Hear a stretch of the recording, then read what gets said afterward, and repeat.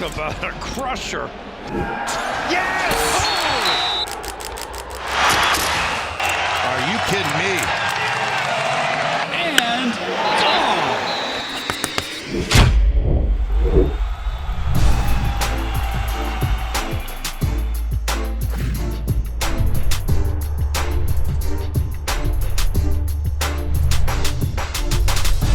Welcome back to the Schoolyard Sports podcast. I'm the host of this podcast, Lane Frank. We're in episode 109. So 109 episodes through, and I got action-packed episode planned for you. The Super Bowl is set. Eagles versus Chiefs. Novak Djokovic has won the Australian Open. We had a great week in college basketball. We had some good news in college football, MLB, NBA. Stay tuned for action-packed episode 109. Let's hop into it.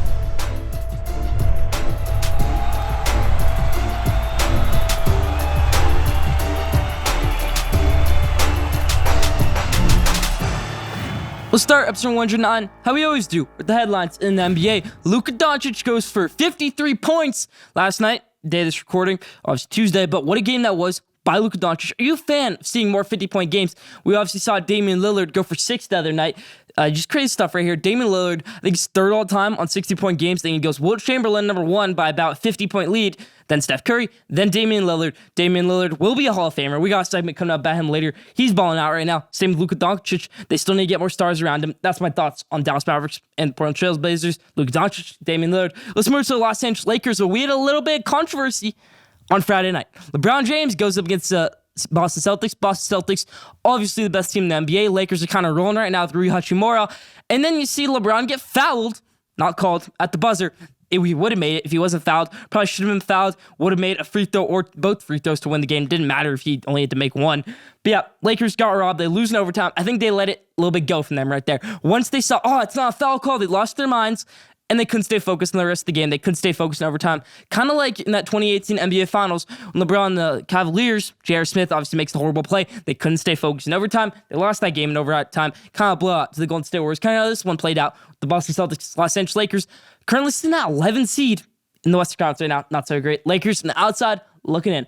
All-Star weekend's coming up. Got great stuff going on in the NBA. Stay tuned. More NBA content to come. Let's move to NFL. We had an awesome conference championship weekend. The Philadelphia Eagles go up against San Francisco 49ers up in Philadelphia. No quarterback at all for the San Francisco 49ers. Third quarter in the game, you see Brock Purdy tears UCL. So even if the 49ers won that game, he wouldn't have been able to play this week. You probably would have honestly had to play with Jimmy Garoppolo because who knows if Josh Johnson would have been healthy from a concussion by then. So yeah, say you have to play with Jimmy Garoppolo by then. So you have no quarterback in this one. Josh Johnson goes out by a concussion. What a game. By Hassan Reddick, by the way. Again, both quarterbacks out of the game. But yeah, Hassan Reddick played really well in this one. A few sacks, a few tackles for loss. Great game by him. Eagles advancing to the Super Bowl for the first time since 2018. They're kind of building something over here. They rebuilt twice. They made the Super Bowl twice. Can they win it twice? Stay tuned. Let's see. Kansas City Chiefs, everybody, obviously, they're resilient. They had a good game. Cincinnati Bengals, everybody says, referees this, referees that. They're not the ones who throw the interceptions. They're not the ones who get the unnecessary roughness at the end of the game. So that's my thoughts right there on that Chiefs-Bengals game. We're going to talk more about the NFL later on in the episode. Head coaching hires, we got Frank Reich going over to the Carolina Panthers. I hate this hire. I hate it so much. I think there were so many better offensive lines to get instead of Frank Reich. I didn't think Frank Reich was an option to be a head coach. So I don't like the decision at all. Steve Wilkes is out the way, so that's not even a good thing right there. Steve Wilkes is not going to be the defense coordinator for the Panthers. Won't be the head coach, which he probably should have been. Head coach for the Carolina Panthers. Doesn't get the opportunity. Frank Reich heading over to the Carolina Panthers. Leave thoughts in the comment section. D'Amico Ryan's going over to the Houston Texans.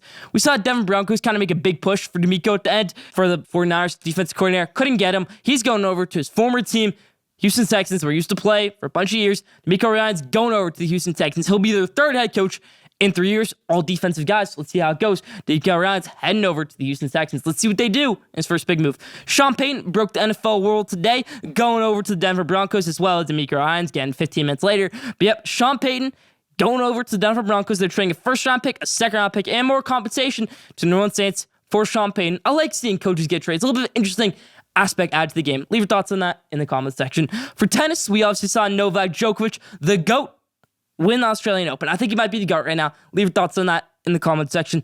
That's about for the headlines this week.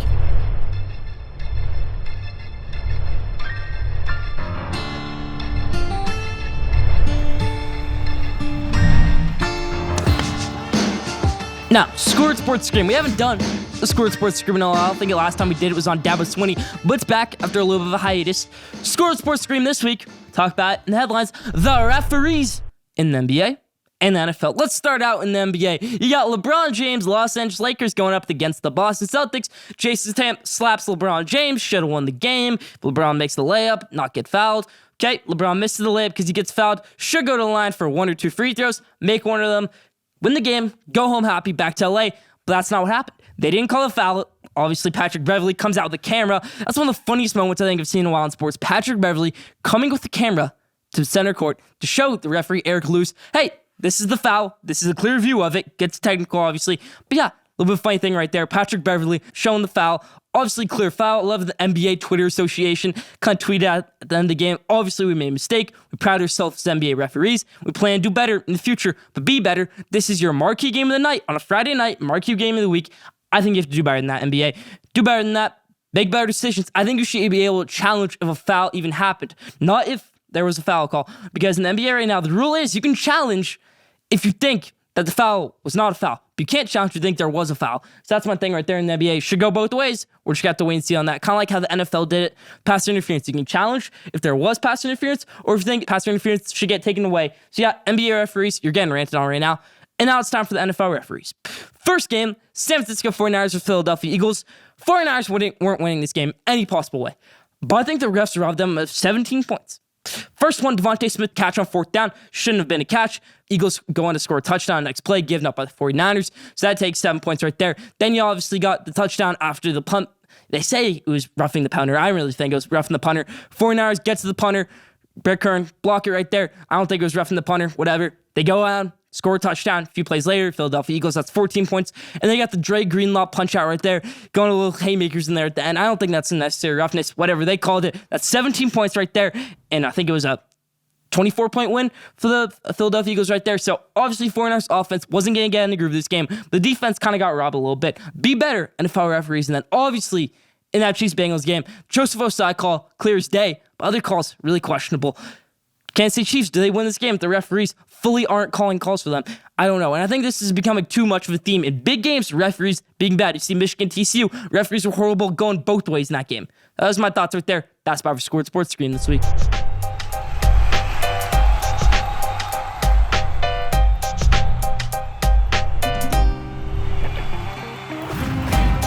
So last week on Top 5, we had my Top 5 NBA hot takes. Let's switch over to the college game right now.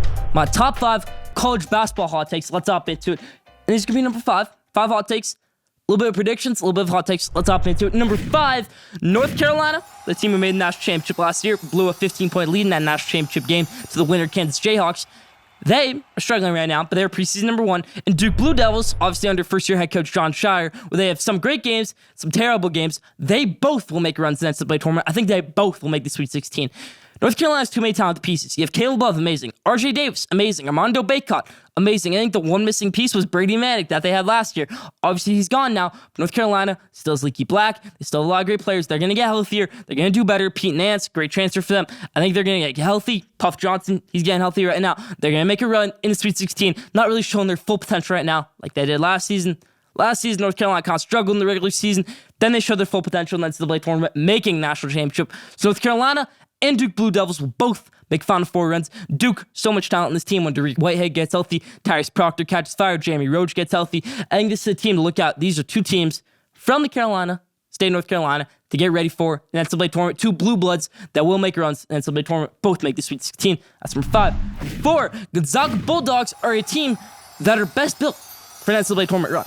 You got Drew Timme. He's been there before. This is his 4th NCAA tournament. He's made a national championship before. You got Malachi Nelson, played great in the NCAA tournament last year. You got Hunter Solis. This is a very transfer-led squad, and I love that about this team. It's a team that will compete well in the NCAA tournament. I know they're not doing great right now. I know they lost Loyola Marymount the other night on the road. So yeah, Gonzaga, not so great right now in their conference play, but they will win their conference still. Beat St. Mary's. That's a good rank win for you right there. Gonzaga, veteran squad. Team to look out for in the NCAA tournament. I know they have some bad losses, but they also have some good wins. Look out for Gonzaga. They have wins over Kentucky, a few other teams. Gonzaga, team to look out for. I think they're best fit for an NCAA tournament run. Not to win the national championship, maybe go to Elite 8, Final Four, whatever it might be. Gonzaga, 4. Number 3, the Big 12 is the best conference in basketball right now. You got Texas, top 10 team. You got Baylor, top 15 team, probably top 10 team when it's all said and done. Kansas State, top 5 team right now. Iowa State, top 5 team. Kansas, top 5 team. This is an amazing Big 12 right now. I think Big 12 has been the best conference of basketball for the past 10 years, or this entire century. You have so many Final Four teams. I think it's 15 right now this century. Crazy stuff right there. Obviously, you have the reigning national champions, Kansas Jayhawks, to look out for. Big 12, best conference in basketball right now. Last 2 national champions coming out of the Big 12, Baylor and Kansas. Big 12, best conference in basketball right now. No debate about it. Will they have another national champion this year? Whether it's Kansas, Texas, whoever it might be, Baylor, Iowa State, Kansas State, leave your answer in the comment section. That's number 3. Number 2, Alabama basketball, and I've said this before, they have the potential to be a Final Four team with the way they shoot. And they also have potential to be around a 32 exit like we saw on Saturday in the Big 12 SEC Challenge. Oklahoma, a team that will probably make the NCAA tournament, but then you kind of expect them maybe to squeak out of the round 64 and then lose in the round 32. Well, Oklahoma's a round 32 team right now, and Alabama just got smoked by them. So that's why I'm worried. A little bit of an Auburn type of 2021-2022 team, a team that had great early success on the season and then struggled in the NCAA tournament. I think that's what we're seeing out of Alabama right now. I love Brandon Miller. I love Nate Oates. It's a well-coached team, but you see in that Gonzaga game, you see in this Oklahoma game, you see in the UConn game, this is a team that will catch fire, but then they also will struggle. Leave your thoughts in the comment section on Alabama. That's number 2. Number 1, Arizona Wildcats will win the national championship this year. I love this squad. Courtney Ramey filled in great for Manic Mather when he left. Azuolas Tubelis is playing his best as ever. Umar Ballo, amazing. This is just a great squad. Now, I didn't even mention Kirk Creeshaw in there. Very good. Veteran squad. Tommy Lloyd has gone right here. Year 2 in Tempe. I love the squad right here. Arizona, number 1. They're going to win the national championship. Does spot for top 5 this week.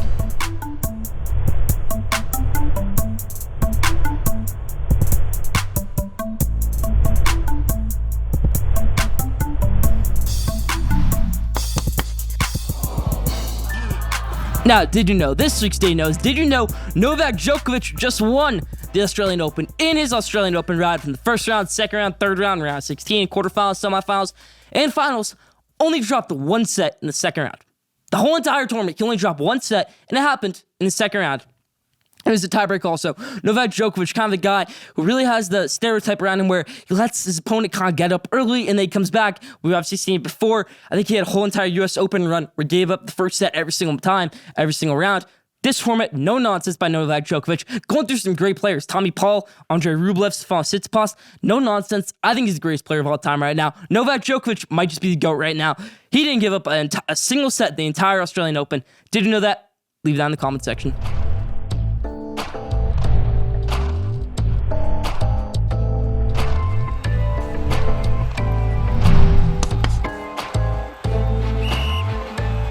Okay, so the long-lived debate in sport that everybody loves to talk about is who's the GOAT of basketball? LeBron James, Michael Jordan, people like sneaky Kobe Bryant in there. Old heads will say Larry Bird, some people say Magic Johnson, Kareem Abdul-Jabbar, but it's really the 2 first names I mentioned, LeBron James and Michael Jordan. And it's coming up even closer right now. LeBron James very close to breaking the all-time scoring record held by Kareem Abdul-Jabbar. So let's break it down. Michael Jordan obviously is the championship advantage on LeBron James and the MVP advantage. But for LeBron, he's the statistical advantage, stats advantage. He has obviously more points in his career. I think every game since his rookie season, he scored 10 plus points in the game, which is just wild right there. So LeBron James obviously has a stats advantage. I think if you're talking pure player, if you're going to play one-on-one, even though they're different positions, different body types, different sizes, I think LeBron James will win that game, both in their primes. LeBron James still is playing like he's in his prime every other night. It seems like that. Because if he wants to, he can drop 45. If he wants to, he can drop 20 dimes. With Michael Jordan, it didn't really seem like that. LeBron James seemingly hasn't burnt out yet, and I think that's what makes him. So I think when LeBron James, when he breaks it, not if, when he breaks it, this all-time scoring record, he will be the greatest player of all time, if he isn't already. I know people like Nick Wright like to say, oh, he won an all-time GOAT when he beat the Warriors 3-1, 2016 NBA Finals. I think could have been started there. I think when he beat the Heat, that was also a thing right there. But LeBron James does more with less. Michael Jordan can't really say the same right now. So that's my thing. On LeBron James, I think he's the GOAT of basketball. But obviously, the long-lived debate. When do you think LeBron James will break the scoring record? Next week? Never? Few seasons? Obviously, that's not going to happen. I think it's definitely going to happen in the next 2 weeks. Leave your thoughts in the comment section on that. That's about for LeBron James Spotlight this week.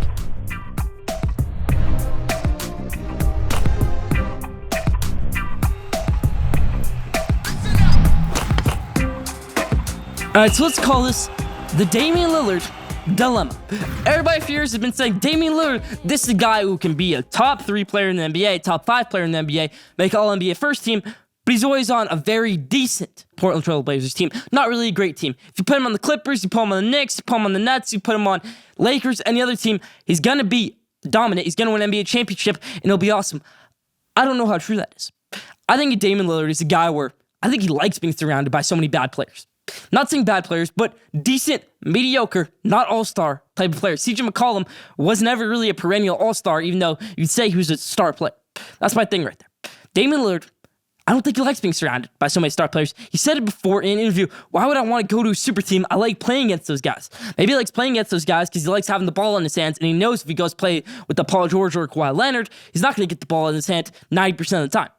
I think that's the thing with Damian Lillard right there. And I got kind of a stat to prove how mediocre Portland Trail Blazers have been and that they need a full-on shakeup, or Damian Lillard needs a shakeup. They're 12-12 in games where Damian Lillard isn't the main scorer. So it could be Yusuf Nurkic, Jeremy Grant, Anthony Simons. I don't really see any other names out there, but they're 12-12 in games where Damian Lillard is not the main scorer. And they're 12-13 in games where Damian Lillard is the main scorer. So that's 24 wins right there. Not so great. 24-26 right now. Portland Trail Blazers are staying at 12-13 in games where Damian Lillard is the main scorer. I know he's been dropping 60 a night. It seems like he goes through a streak like that every single year. But that's the thing with Damian Lillard. Not too much basis to it. No real consistency. Injuries, this, that, playoff consistency. Okay, he makes the West Conference Finals to get swept by the Warriors every year. That's no fun. I don't think he would be good on a good team. I don't think he'd be this dominant on a good team. Say like the Clippers, say like the New York Knicks, even a decent team, Brooklyn Nets, Los Angeles Lakers, because he wants the ball in his hands every single play, and if he goes play with LeBron, that's not going to happen. So that's the thing with Damian Lillard. I don't think that's why he's a top 10 player of this whole generation. Maybe not top, maybe he's top 10. Not top 5, though. That's my thoughts right there, Damian Lillard. The whole dilemma, this team needs a shake-up. I love Shaedon Sharpe. I love Anthony Simons, but they got too many guards. Shaedon Sharpe is obviously a core centerpiece, but Yusuf Nurkic, not really a great center. I always thought the kind of shit entered the Steven Adams sweepstakes when they always happen. When he was gone from the Pelicans, when he was gone from the Thunder. It's over now because he's going to stay with Memphis Grizzlies for a while, it seems like. That's my thoughts right there with Damian Lillard. They never really found a perennial all-star, perennial big man to play with, but I don't know if it would have helped. Really interesting player, the most interesting player, complex player of my time, I'd say. That's the thoughts right there.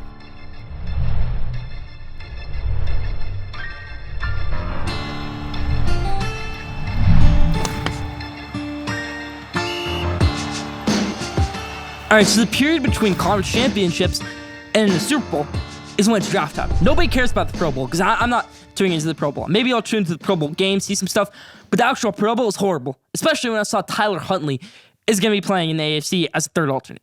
That's a little bit wild right there. He's going to be the third quarterback for the AFC after Josh Allen dropped out. There were so many better choices because you got Trevor Lawrence going there. But why not put Kenny Pickett over Tyler Huntley? Tyler Huntley had 2 touchdowns this year, but I digress.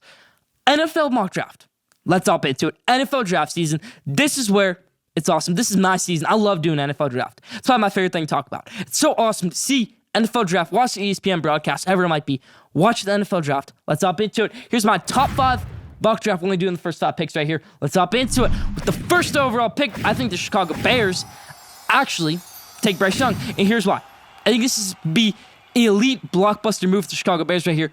Because you take Bryce Young at number 1, you trade Justin Fields to the Houston Texans for the number 2 overall pick and maybe the number 13 overall pick. So you get your franchise quarterback in Bryce Young. Justin Fields can still be a franchise quarterback, but I think Bryce Young will have a better NFL career. So you put all your chips into Bryce Young, you get the number 2 overall pick, and you take a perennial All-Pro, which I think will either be Jalen Carter, Will Anderson. I'm going Jalen Carter right here. So you own the first 2 picks in the NFL draft, then you take Bryce Young and Jalen Carter. Bears have a gift right here with this number 1 overall pick. They don't need to use it because they already have their quarterback.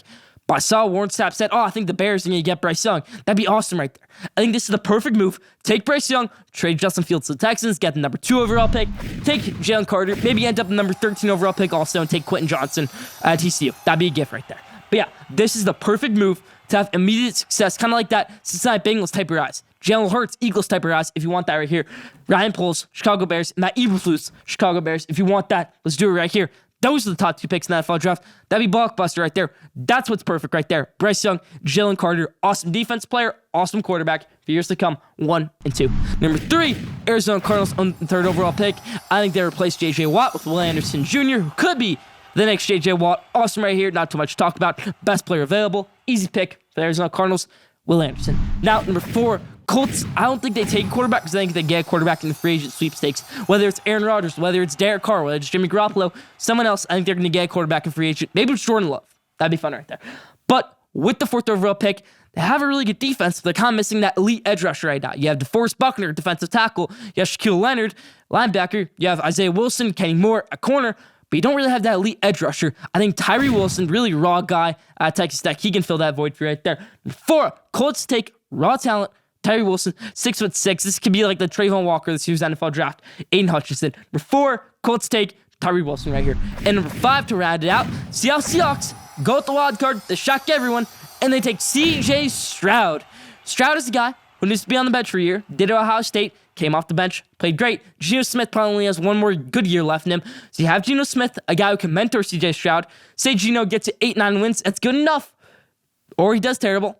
Slot CJ Stroud in there, whatever it might be. Take CJ Stroud, number 5 overall pick. Set up your franchise for years to come outside of Pete Carroll era, outside of Geno Smith era, whatever it might be. Seahawks take CJ Stroud at number 5. That's about it for my mock draft. Leave your thoughts in the comment section.